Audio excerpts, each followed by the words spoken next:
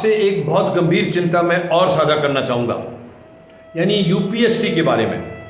UPSC union public service commission, जहाँ civil services के exams conduct कराए जाते हैं, और उनकी क्या हालत है।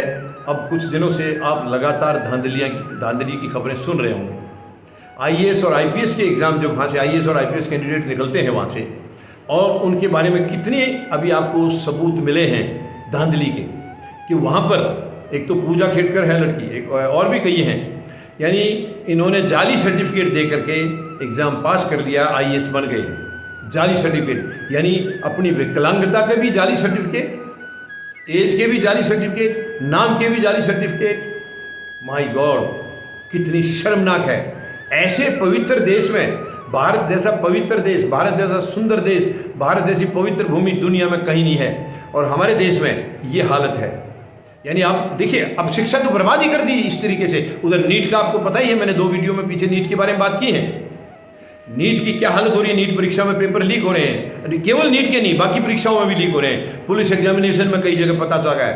और अब ये यूपीएससी का भी अगर ये हालत है, तो बताइए इसका मतलब आईएएस और आईपीएस में भी गलत लोग चुन करके जाएंगे, और देश को तो वही लोग चलाते हैं। राजनीति वाले तो सत्ता में नाम के लिए होते हैं, देश चलाने वाले तो आईएएस आईपीएस हैं।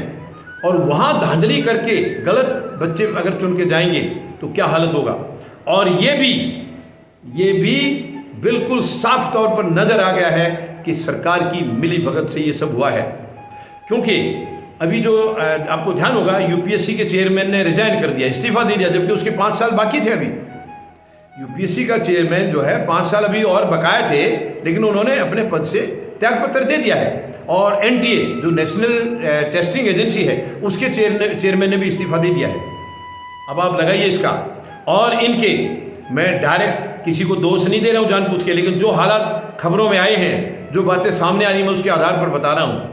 इनके दोनों के संबंध रहे हैं आज के ऑनरेबल प्राइम मिनिस्टर से, हमारे प्रधानमंत्री महोदय से इनके संपर्क रहे हैं, ताल्लुक रहे हैं। जब ये गुजरात के मुख्यमंत्री थे तब से इनके संपर्क हैं। इनके टाइम में वहाँ पर वो यूनिवर्सिटी के वाइस चांसलर वगैरह रहे, और भी बहुत सारे पदों पर रहे हैं। और तो इससे क्या हम ये समझें कि इनको जानबूझ करके कोई चॉइस के लिए लाया गया, कुछ गलत काम कराने के लिए लाया गया क्या?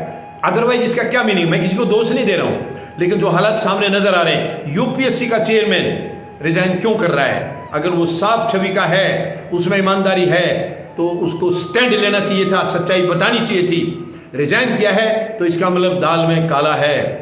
क्या है दाल में काला, वो बताना होगा इनको। यूपीएससी, एनटीए, ये एनटीए इस गवर्नमेंट ने आकर के बनाई थी, नेशनल टेस्टिंग एजेंसी, और जब से बनाई है तब से कोई भी एग्जाम ढंग से नहीं करा पा रही है। ये कभी बच्चों के लिए एग्जाम सेंटरों की प्रॉब्लम आ रही है, कभी कुछ आ रही है। जब से ये बनाई है एजेंसी, तब से इसका विवादों में रही है ये। और अब उनके चेयरमैन ने भी इस्तीफा दे दिया, यूपीएससी के ने भी दे दिया। ये बहुत बड़ी धांधली है। और ये सरकार की, क्योंकि सरकार से, देखिए, आज मैं किसी प्रधानमंत्री महोदय को मैं दोष नहीं दे रहा हूँ, लेकिन 10 साल से इन्होंने जैसे सरकार चलाई वो किसी से छिपा नहीं है। सारे देश की संपत्तियां बेच दी हैं, सारे जितनी संवैधानिक संस्थाएं उनका गलत इस्तेमाल कर रहे हैं विपक्ष के प्रति, उनके खिलाफ। तो ये साजिशों की सरकार है।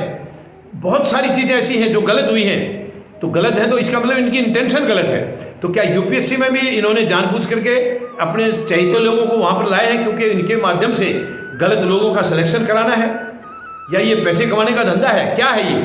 मैं पूछना चाहूँगा, सरकार सामने आकर बताए, सामने आकर के सच्चाई बताए सरकार।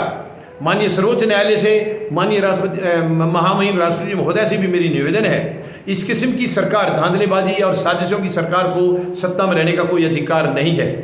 यानी यूपीएससी जैसी संस्था भी अगर सुरक्षित नहीं है, साफ सुथरी नहीं है, तो फिर हम किसका भरोसा करेंगे? कैसे भरोसा करेंगे? तो कैसे हमारे जो बच्चे ईमानदार हैं, मेहनती हैं, वो तो आगे जा ही नहीं सकते, क्योंकि वहाँ तो धांधलेबाजी चल रही है। जैसे नीट में हो रहा है, नीट के पेपर लीक किए जा रहे हैं पैसे लेकर के, और यहाँ भी धांधलेबाजी है, गलत लोगों को एग्जाम में पास किया जा रहा है, बाकी जो जेन्युइन लोग हैं वो पीछे रह जाते हैं। तो ये बहुत बड़ी दुखद खबर है, और इसके ऊपर पूरे देश को इकट्ठा होना पड़ेगा। मुझे हालांकि माननीय सर्वोच्च न्यायालय पर भरोसा है, महामहिम राष्ट्रपति महोदय पर भी भरोसा है कि ये जरूर अपनी तरफ से कुछ एक्शन लेंगे। फिर भी मैं जनता से निवेदन करता हूँ, आप सबको भी आगे आना होगा। हम ये धांधली बर्दाश्त नहीं कर सकते हैं गलत बच्चे चुन के जाएंगे तो सही बच्चे क्या करेंगे, उनका भविष्य बर्बाद हो जाएगा। तो पैसे वाले का ही रहेगा इस देश के अंदर दबदबा, ये बिल्कुल बर्दाश्त नहीं करेंगे, ये बिल्कुल बर्दाश्त नहीं करेंगे। 140 करोड़ लोगों को आगे आना होगा। धन्यवाद। जय जवान, जय किसान, जय हिंद।